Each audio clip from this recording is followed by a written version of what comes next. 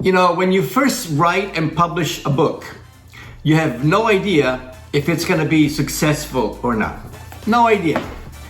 But when you see 5 stars reviews, and only 5 stars reviews, you know you've got something. So thank you if you did purchase my book. If not, what are you waiting for? Let's start by designing the designer first.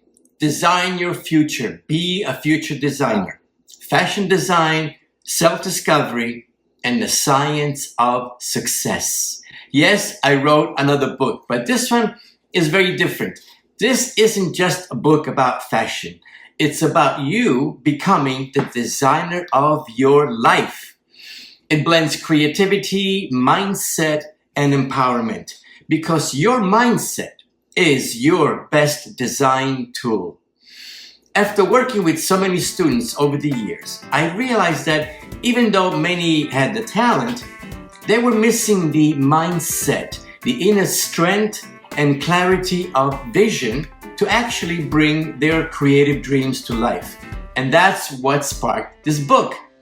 I saw the need for something that could guide aspiring designers, not just in their craft, but in their confidence, direction, and self-belief.